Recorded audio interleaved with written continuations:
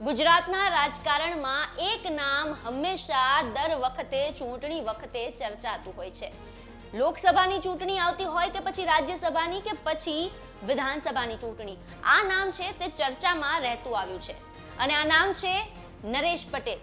જી હા, ખોડલધામ ટ્રસ્ટના ચેરમેન એવા નરેશ પટેલ છે, તેમનું નામ ચૂંટણી સમયે ચર્ચામાં આવતું હોય છે અને કેટલી અટકળો વહેતી થાય છે કે આ વખતની ફલાણી ચૂંટણીમાં છે તે નરેશ પટેલ લડશે, પરંતુ આખરે નરેશ પટેલ દ્વારા જાહેરાત કરવામાં આવે છે કે તેઓ ચૂંટણી નહીં લડે અને ખોડલધામ ટ્રસ્ટના ચેરમેન પદ પર યથાવત રહેશે।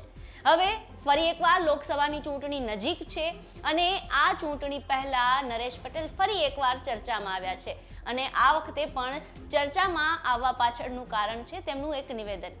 ખોડલ જયંતિ હતી અને આ દરમિયાન જે પરસોડા ગામ છે ત્યાં પ્રાણ પ્રતિષ્ઠા મહોત્સવનું આયોજન કરાયું હતું અને આ દરમિયાન નરેશ પટેલ પણ ત્યાં ઉપસ્થિત રહ્યા હતા। મીડિયા દ્વારા નરેશ પટેલને સવાલ કરવામાં આવ્યો કે તેઓ આવનારી લોકસભાની ચૂંટણીમાં લડશે કે કેમ, ત્યારે નરેશ પટેલે જે જવાબ આપ્યો છે તે ચોંકાવનારો છે। શું કહ્યું છે નરેશ પટેલે, સાંભળો।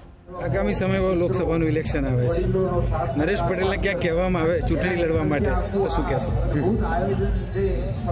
નરેશભાઈ તો ચૂંટણી નહીં લડે, હવે સેવાના કાર્યોમાં લાગી ગયા છે, જીવનભર ફક્ત સેવાના જ કાર્યો રાખવાના છે, પણ જ્યાં જ્યાં જરૂર પડશે કોઈને સારા ઉમેદવારોને બેકિંગ કરવું ત્યાં જરૂરથી બેકિંગ કરશું। ખૂબ જ આનંદની વાત છે, ગૌરવની વાત છે કે આજે ભારતની અંદર એક સનાતન ધર્મ અને ખાસ કરીને રામ મંદિરનું જે નિર્માણ થયું અને આમ જોવા જઈએ તો એક ધર્મનું ટુરિઝમ વધ્યું છે। લોકો ખૂબ મોટી રીતે અત્યારે ધર્મસ્થાનોએ જાય છે અને ખૂબ શ્રદ્ધાથી લોકો આમાં જોડાય છે, ત્યારે દરેક ભારતના સનાતન હિન્દુ ધર્મના ભાઈઓને અભિનંદન પાઠવું।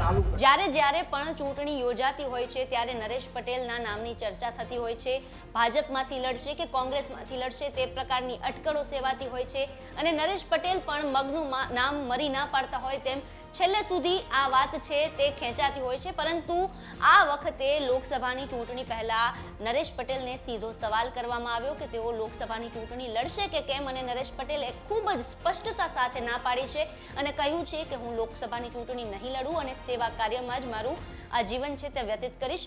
સાથે સાથે તેમણે એમ પણ કહ્યું છે કે તેઓ કોઈ સારા ઉમેદવાર હશે તેમને જો જરૂર હશે તો તેમને જીતાડવામાં મદદ કરશે। આમ હવે જોવાનું એ રહેશે કે આવનારી લોકસભાની ચૂંટણી જ્યારે નજીક છે ત્યારે કયા પાટીદાર નેતાને નરેશ પટેલ પોતાનો સાથ આપે છે।